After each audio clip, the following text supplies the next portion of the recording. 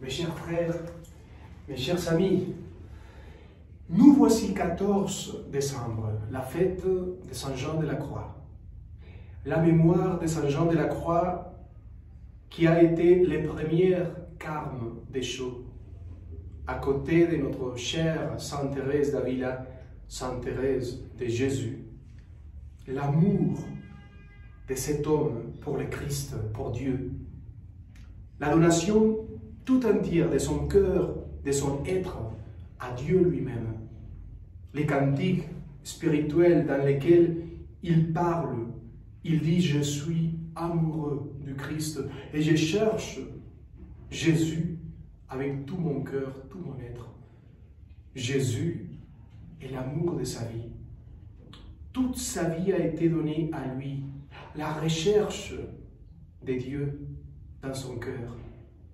Le fait de rencontrer le Christ jour après jour et plonger dans cette expérience extraordinaire d'amour, de rencontre. Lui, il a rencontré Sainte Thérèse quand Sainte Thérèse était dans le meilleur moment de sa vie. Elle commençait à faire des fondations des carmélites. La nouvelle fondation, la réforme thérésienne, c'était que les moniales, c'était une petite famille dans laquelle chacune cherchait Dieu. Et en communauté, elle cherchait Dieu, elle cherchait les mariages spirituels avec le Christ. Mais Dieu s'est laissé transformer par la prière, par l'oraison. Elle rencontre Saint Jean de la Croix, qui était un jeune frère, qui venait de recevoir son ordination et qui voulait être chartreux. Parce qu'il disait, moi j'ai tellement l'oraison, j'ai tellement la prière, l'oraison, rester face à face avec le Christ, je vais vivre ça toute ma vie. Donc, je veux devenir chartreux. Donc, Sainte Thérèse lui dit, écoutez, attendez-moi, plutôt que rentrer dans la chartreuse, venez avec moi. Et faisait la même chose qu'on fait avec les sœurs, avec les moniales. La même chose qu'on fait avec les femmes, on peut le faire avec les hommes. Des hommes qui vont prier, qui vont tomber amoureux du Christ et qui vont enseigner au monde entier, à tout le monde, à rentrer à la prière, à l'oraison. Venez avec moi. Donc Jean de la Croix a dit oui, mais dépêchez-vous. Je veux que soit vite cette expérience. Donc il a dit oui, elle a dit oui, et c'est comme ça qu'il a commencé Duruelo, la première expérience de rencontre dans laquelle deux frères, les frères Antonio, Antoine et les frères Jean de la Croix, étaient tout le temps en prière.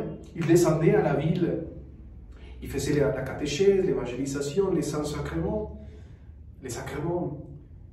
Et de nouveau, ils retournaient à la maison de Duruelo pour prier, pour rester dans la rencontre de Christ, pour aimer Dieu avec tout son cœur.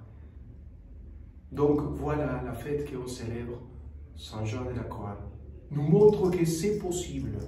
Je vous invite à lire les textes, les poèmes de Saint Jean de la Croix, même les proses. C'est extraordinaire. Mais l'unique but qu'il a, c'est de nous faire rentrer avec lui et avec elle, avec Sainte Thérèse, au mariage spirituel, à tomber amoureux de Dieu, du Christ.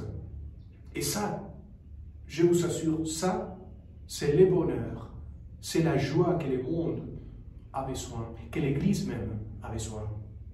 Très souvent, on fait plein de choses dans l'Église et on ne fait pas de l'oraison contemplative, la rencontre face à face avec Dieu, l'adoration, le fait de parler avec Dieu, avec le Christ comme un ami.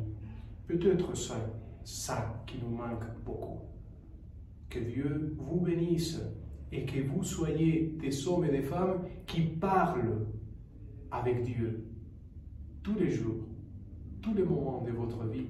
Parlez avec lui, écoutez-le, il vous aime. Au nom du Père et du Fils et du Saint-Esprit, joyeuse fête de Saint Jean de la Croix.